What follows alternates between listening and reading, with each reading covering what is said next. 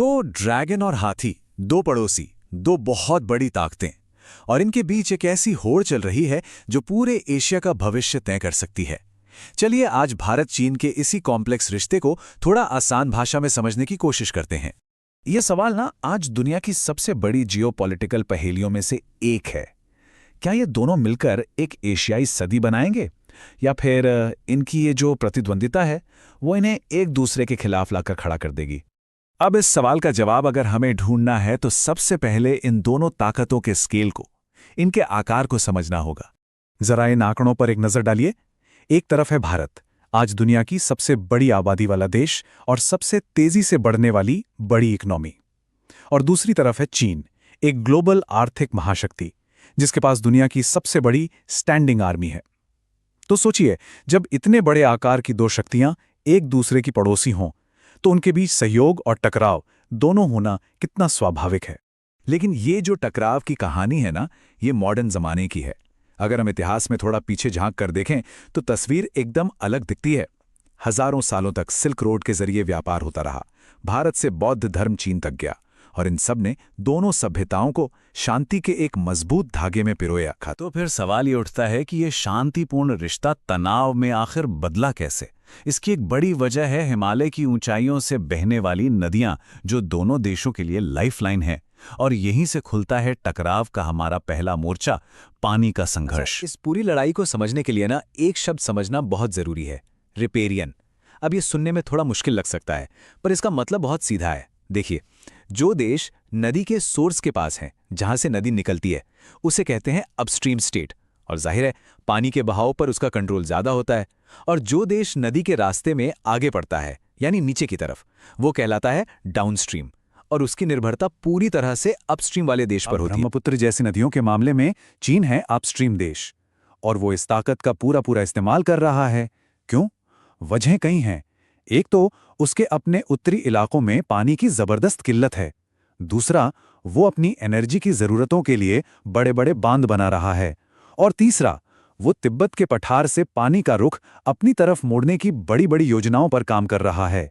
मकसद एकदम साफ है, अपने पश्चिमी इलाकों की तरक्की को और रफ्तार देना। और चीन के इन्हीं कदमों से डाउनस्ट्रीम देश यानी भारत की चिंताएं बढ़ना लाजमी है।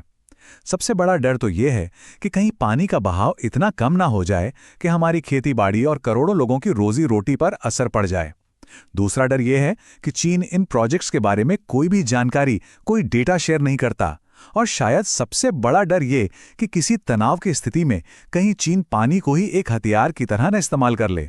और ये डर कोई बेबुनियाद नहीं है। जैसा कि स्ट्रेटेजिक अफेयर्स एक्सपर्ट ब्रह्मा चिलानी कहते हैं, ऊपर बने बांध, बैराज और नहरें पानी को एक राजनीतिक हथियार में बदल सकते हैं। ये एक लाइन इस पूरे विवाद की गंभीरता को साफ साफ बयां कर देती है। पानी पर ये जो खींचतान है, ये सिर्फ नदियों तक ही सीमित नहीं है। चलिए हिमालय की बर्फीली चोटियों से अब चलते हैं हिंद महासागर की गर्म लहरों की तरफ, जहां ये प्रतिद्वंदिता एक बिल्कुल नया रूप ले रही है। इस इलाके में चीन की स्ट्रैटेजी को एक खास नाम से जाना जाता है, स्ट्रिंग ऑफ पर्ल्स, यानी कि मोतियों की माला। ये एक जियोपॉलिटिकल थियरी है। इसके मुताबिक चीन अपने समुद्री व्यापार के रास्तों पर चीन से लेकर अफ्रीका तक कमर्शियल और मिलिट्री सुविधाओं का एक पूरा नेटवर्क तैयार कर रहा है, बिल्कुल एक माला की तरह। तो इस माला के मोती कौन कौन से हैं? जरा देखिए, पाकिस्तान का ग्वादर पोर्ट, श्रीलंका का हम्बनटोटा पोर्ट, म्यांमार के बंदरगाह और अफ्रीका के जिबूती में चीन का मिलिट्री बेस। अगर आप इन्हें नक्शे पर देखेंगे तो साफ नजर आएगा कि ये मोती भारत के चारों ओर एक घेरा सा बनाते हुए दिखते। तो चीन की इस घेराबंदी का जवाब भारत कैसे दे रहा है? भारत की भी अपनी एक मल्टी लेयर्ड स्ट्रैटेजी है। एक्ट ईस्ट पॉलिसी के जरिए दक्षिण पूर्वी एशियाई देशों से रिश्ते मजबूत किए जा रहे हैं। अमेरिका, जापान और ऑस्ट्रेलिया के साथ मिलकर क्वाड जैसा एक शक्तिशाली गठबंधन बनाया गया है। और हिंद महासागर पर पैनी नजर रखने के लिए पड़ोसी देशों के साथ मिलकर एक कोस्टल रडार नेटवर्क भी तैयार किया जा रहा है। और समंदर के बाद चलिए अब बात करते हैं टकराव के उस तीसरे और सबसे सीधे मोर्चे की, जहां दोनों देशों की सेनाएं बिल्कुल आमने सामने खड़ी हैं। ये है हिमालय की वो सीमा रेखा जो दशकों से एक बड़े विवाद का केंद्र बनी हुई है।